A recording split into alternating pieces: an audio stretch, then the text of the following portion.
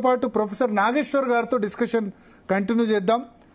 Seats కు సంబంధించి అదేవిధంగా మన Zee Telugu news Matrix opinion poll సంబంధించి.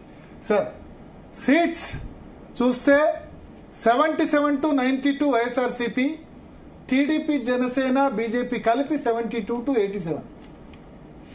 మీరు ఇచ్చిన సర్వేలో ఉన్న ఒక మేజర్ ఛాలెంజ్ అంటే ఈ డేటా రైటా రాంగా అని నేను క్వశ్చన్ చేయడం లేదు. ఇప్పుడు 46,500 శాంపిల్స్ మీరు ఎన్ని సర్వేలు చేసినా ఫండమెంటల్ ప్రాబ్లం ఏమవుతుంది అంటే మీరు ఇచ్చిన ఓటింగ్ పర్సంటేజ్ ప్రకారం వైసీపీ టీడీపీకి ఈచ్ 48% ఉన్నప్పుడు +-2% మార్జిన్ అంటే అయిపోతుంది కదా. బావిలో దూకుడుకు దూకపోవడుకు మధ్య మార్జిన్. సో లేదు అది మీ ఇప్పుడు ఎగ్జాక్ట్ గా ఉన్నప్పుడు ఇప్పుడు బావిలో దూకుడు దూకపోవడం మధ్య మార్జిన్ లాగా 2% ఇది మేక్స్ టోటల్ డిఫరెన్స్ కదా. అందువల్ల నీకు అంటే మీకు ఇప్పుడు అదే 60%, 40% ఉందనుకోండి, సర్వే ఎర్రర్ మీకు ఇష్యూ కాదు. ఎందుకంటే 2 కాదు 10% అటు ఇటు ఎర్రర్ ఏం కాదు. కానీ 2% గ్యాప్ ఉన్నప్పుడు 2% ఎర్రర్ అన్నప్పుడు the results can completely change. అందుకే నేను అనేది 40 మీరు ఇచ్చిన ఓటింగ్ పర్సంటేజ్ 48 ఉన్నప్పుడు సీట్ కన్వర్షన్ కు ప్రాతిపదిక ఏంటి అనేది క్లారిటీ ఉండాలి. ఎందుకంటే అది ఈచ్ కాన్స్టిట్యున్సీ లెవెల్ పోటీ ఉంటుంది. అప్పుడు ఓ కాన్స్టిట్యున్సీలో అటు కావచ్చు, ఓ కాన్స్టిట్యున్సీలో ఇటు కావచ్చు. అందువల్ల seat to vote to seat conversion ఇది వెరీ ఛాలెంజింగ్. టైట్ ఉందా, వన్ సైడ్ ఉందా, మీకేమనిపిస్తుంది? అసలు ఎలక్షన్స్ ముందు అలాంటి స్పెక్యులేషన్ చేయడం నేను అంగీకరించాను. 50 days కాదు, 5 hours ముందు కూడా చెప్పకూడదు.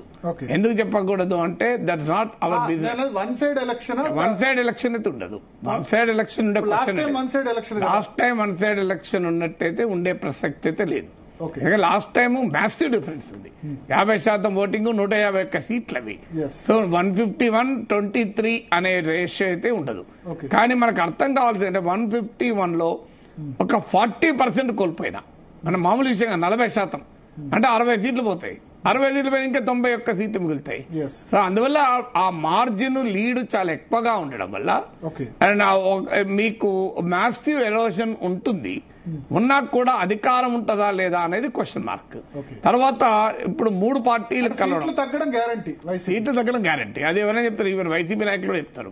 మీరు వైసీపీ వాళ్ళు అడగండి, వాళ్ళని మీరు ప్రైవేట్ గా అడగండి, మాకు మా సర్వేల ప్రకారం 120-125 వస్తాయి అని చెప్తుంటారు. కొంతమంది నేతలు అయితే 100+ వస్తాయని కూడా చెప్తున్నారు. సో బట్ ఎవరు కూడా మాకు 150 వస్తాయని చెప్పడం లేదు. వై నాట్ 175 వస్తాయని ఎవరు చెప్పడం లేదు. సో అందువల్ల ఆ ఎరోజన్ ఉంటుందని వాళ్ళు కూడా ఒప్పుకుంటున్నారు. ఎందుకు మీకు ఇది సింపుల్ అరిథమెటిక్ కదా. ఇప్పుడు టీడీపీకి లాస్ట్ టైం 40% ఓటింగ్ వచ్చింది, 6 to 7% మీకు జనసేనకు వచ్చింది. సో ఈ రెండు కలిసినప్పుడు 46-47% అవుతుంది. ఈవెన్ బీజేపీ కూడా కలుపుకుంటే 48% అవుతుంది. అంటే ఇలా ఎగ్జాక్ట్ గా అరిథమెటిక్ ఉంటుందని అంటలేను. ఎలక్షన్స్ లో ఉండాలని రూల్ లేదు. మేము చేసిన సర్వే చెప్తాము. మేము అడిగింది ఏంటంటే టీడీపీ, బీజేపీ, జనసేన కూటమికి ఓటేసే వాళ్ళు ఓటేస్తారా, వైసీపీకి ఓటేస్తారా అని డైరెక్ట్ గా అడిగాం. ఇండివిజువల్ ఓటింగ్ అట్లా లెక్కించి జమ చేయలేదు. ఎన్నికలు జరిగితే ఎవరికి ఓటేస్తారంటే వైసీపీకి ఓటేస్తామని 48.8% మంది, ఎగ్జాక్ట్లీ బీజేపీ, టీడీపీ, జనసేన కూటమికి ఇస్తామని 48.8%. Congress party vote Congress. అంటే సమస్య ఏంటంటే స్టేట్ వైడ్ ఓటింగ్. పాయింట్ అక్కడే స్టేట్ వైడ్ ఓటింగ్ కు కాన్స్టిట్యున్సీ వైజ్ ఓటింగ్ కు చాలా డిఫరెన్స్ ఉంటుంది. చాలా డిఫరెన్స్, మామూలు డిఫరెన్స్ ఉంటుంది. కడప జిల్లాలో వైసీపీకి 55-60%. మరి అంతే కదా. మరి ఇప్పుడు అది జిల్లా కూడా కరెక్ట్ కాదు, కాన్స్టిట్యున్సీ వైజ్ గా ఉంటది. సో మీకు ఎరోజన్ ఉంటుంది అన్నది నిజం. మీకు కానీ క్లోజ్ రేస్ అంటే క్లోజ్ అంటే మీరు చెప్పిన 48 అని అనడం లేదు కానీ బట్ రిలేటివ్లీ లాస్ట్ ఎలక్షన్స్ తో పోలిస్తే more polarised and closer contest. ఎవరు అధికారంలోకి వచ్చిన 100 సీట్లతో రావచ్చు అంటే మనం ఇప్పుడే స్పెక్యులేట్ చేయకూడదు. ఎందుకంటే ది ఎలక్షన్ సర్వేల యొక్క అసలు ఉద్దేశం నెంబర్స్ ప్రిడిక్ట్ చేయడం కాదు. ఆ స్థాయికి మనం దిగజార్చారు. కానీ political behaviour of the electorate ను ఇన్ఫ్లుయెన్స్ చేస్తున్న అంశాలేంటి, ప్రజల పొలిటికల్ బిహేవియర్ లో వస్తున్న ట్రెండ్ ఏంటి అని పట్టుకోవడానికి పబ్లిక్ ఒపీనియన్ రీసెర్చ్ పుట్టింది. అది కాస్త డీజనరేట్ అయ్యి ఎవరికి వెళ్తారు, నువ్వుకెంత నాకెంత అనే స్థాయికి వచ్చింది. అల్టిమేట్ గా ప్రజలకు ఆసక్తి ఉండేది అదే కనుక. సో బట్ మనం ఎప్పుడు కూడా we are no business to influence the voter choice.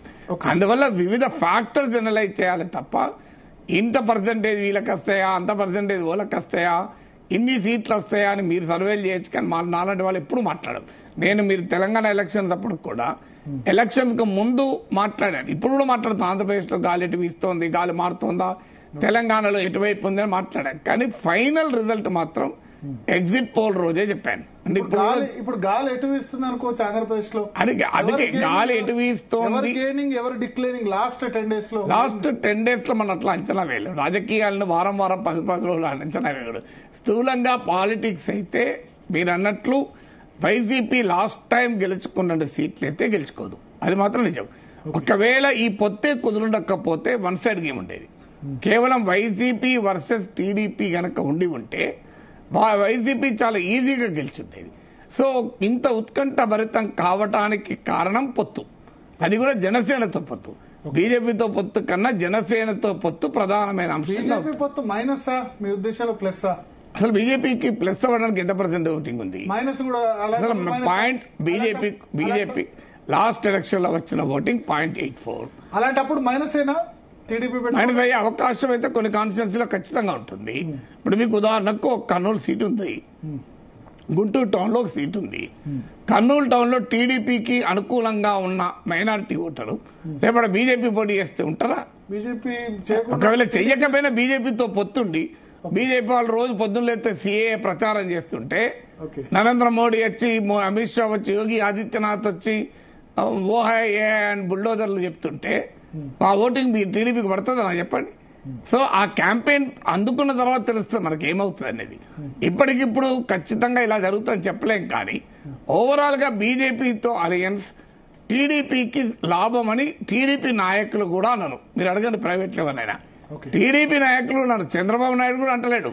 Chandrababu Naidu ఏమంటున్నాడు, అధికారం వచ్చిన తర్వాత రాష్ట్ర ప్రభుత్వానికి కేంద్రం సాయం అవసరం కనుక పెట్టుకుంటాం అంటున్నాడు. మాకు రాజకీయంగా లాభం కనుక పెట్టుకుంటామని అనలే ఇంతవరకు. మీరు చంద్రబాబు నాయుడు ఉపన్యాసాలు మొత్తం తీయండి, వైసీపీని ఓడించడానికి బీజేపీ మద్దతు అవసరము అని చంద్రబాబు నాయుడు అనలే.